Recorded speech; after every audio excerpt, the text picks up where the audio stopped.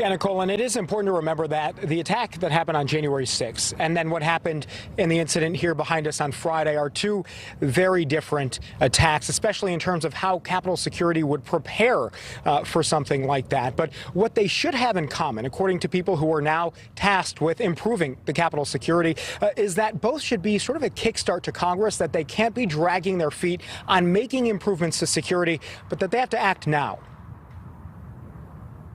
It's known as the Temple of Democracy. But after two fatal attacks, including the incident that killed Officer William Evans on Friday, there are new questions about steps needed to protect the people's house while ensuring it remains open to the people. As you think about that, if it was where you had members walking in that gate, or if you had members kind of driving in or coming out, it could have been, a much worse situation. Retired Major General Linda Singh was part of the team that conducted a review of Capitol security following the January 6th riot. Singh says the attack Friday was a clear indication Congress needs to act. I think it makes it a little bit more urgent that some of the things that we recommended are being looked at and maybe implemented a little sooner. Among their recommendations, more intelligence experts to assess threats.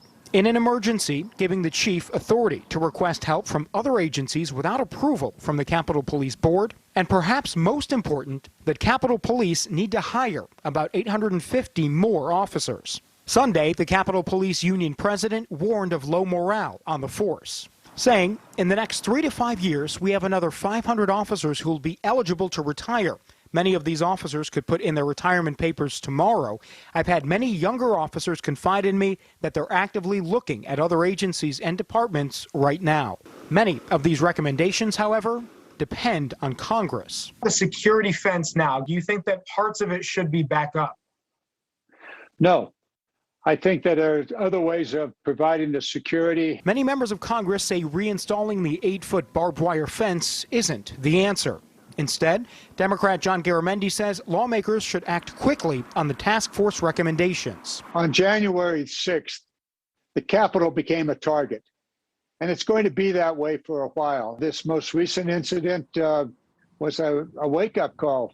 Hey, guys, don't take a nap. We got a problem here, and it's not going to go away anytime soon. The task force also recommends a system of obstacles, cameras, sensors, and alarms to protect the complex to keep it secure and open to the public.